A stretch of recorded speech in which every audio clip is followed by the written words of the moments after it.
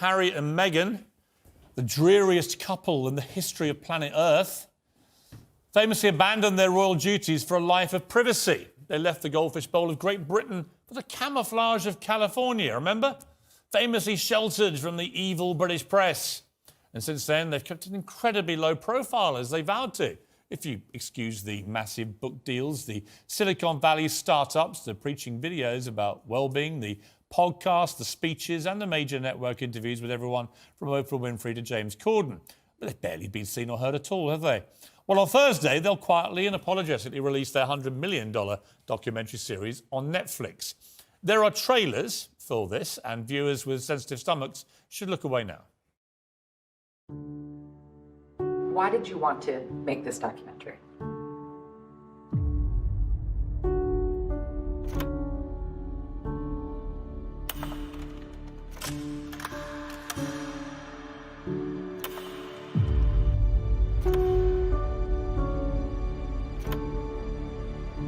No one sees what's happening behind closed doors.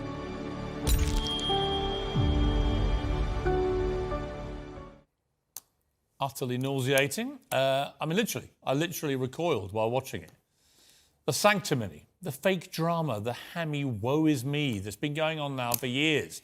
The sombre tickle of the piano keys, the staged black and white photographs of this very ordinary young oppressed couple having what appears to be some tiny semblance of fun in their California mansion as they count all their money. Incredibly, it gets worse.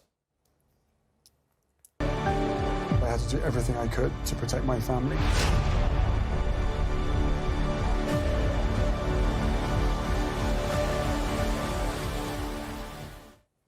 I mean, nothing says protecting your family like doing a reality TV fly-on-the-wall documentary about every aspect of your family life for the delectation of the entire planet. Does it, Harry?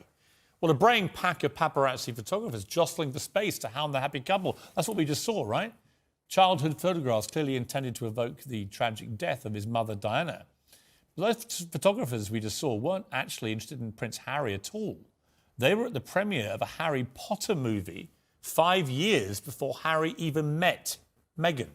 There weren't any royals there at all. This apparently sneaky paparazzo lurking above the Sussexes was actually invited there to cover their meeting with Archbishop Tutu in Cape Town. Another photo used in the promotions shows Harry's outstretched hand apparently shielding the couple from photographers. Only it's actually a cropped photo of Harry with ex-girlfriend Chelsea Davy, taken in 2007. And a press scrum shown dashing after the unhappy couple was actually chasing after reality TV star, one of their compatriots now, Katie Price, at Crawley Magistrates Court. Ironically, for a couple who've repeatedly sued newspapers for intrusion and inaccuracy, they've just put a load of whoppers into their trailers. That's before we even get to the main event. So, Harry and Meghan said they wanted privacy. They left royal life, hopped a jet to California, and told the world they were desperate for peace and quiet. But now, here they are, starring in a $100 million Netflix docuseries, chatting on Oprah, running podcasts, dropping books, and popping up on every major talk show from LA to London. And we're still supposed to believe they're low profile. Yeah, okay.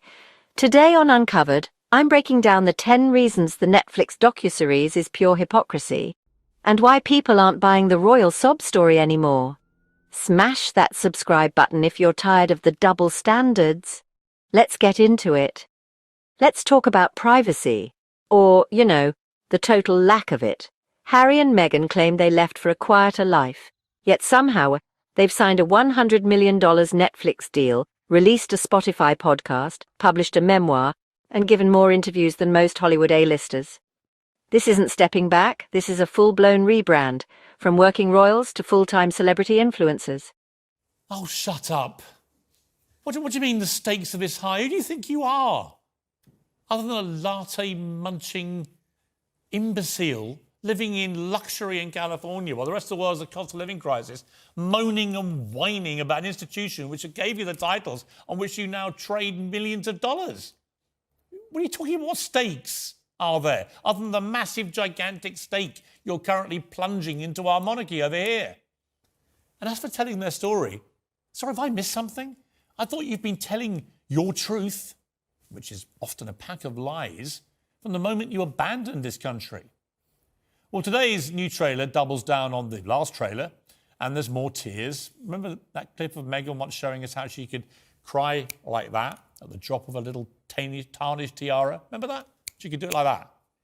Just bear that in mind when you watch it. Did you get that one? And as for the shameful comparisons with Princess Diana, I remember Prince Harry being very, very angry about the media exploiting his mother for commercial gain. Yeah, what has he done with this Netflix series? He's used his mother to sell it.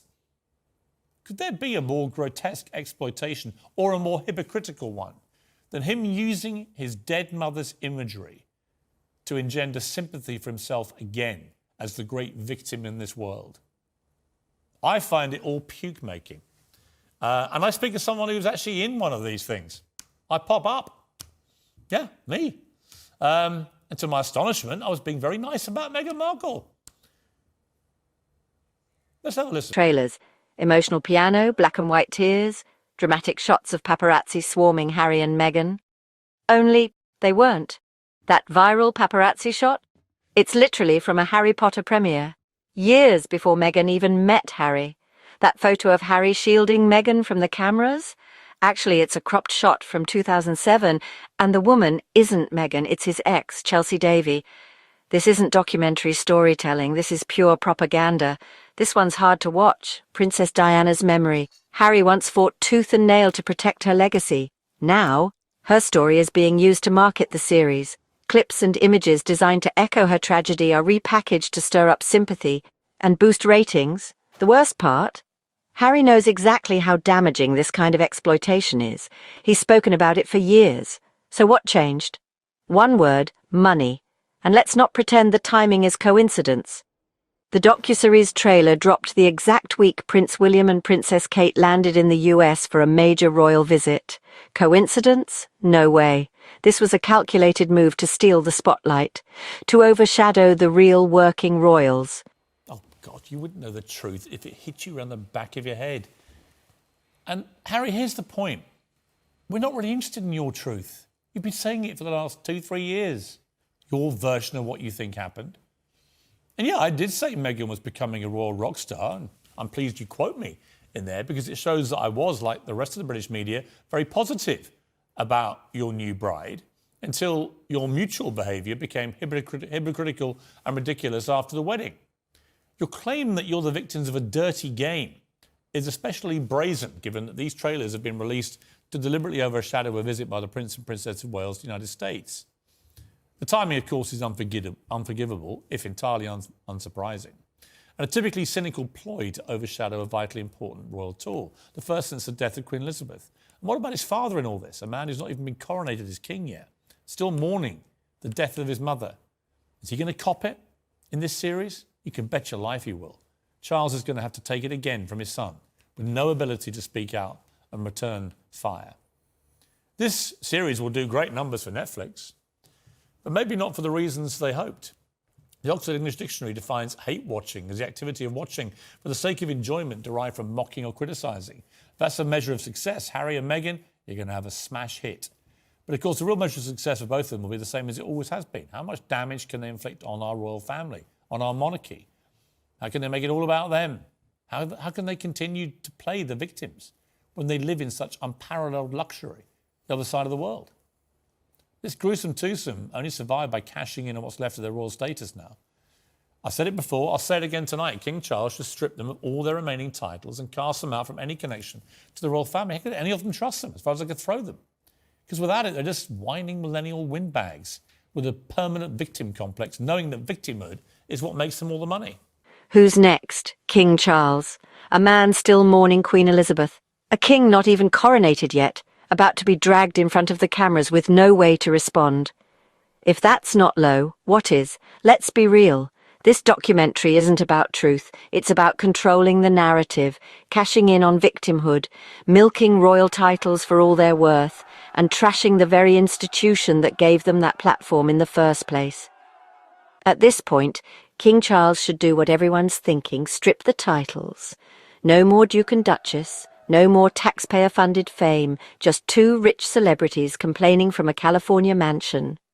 If you're tired of the theatrics, tired of the hypocrisy, hit that like button and subscribe to Uncovered.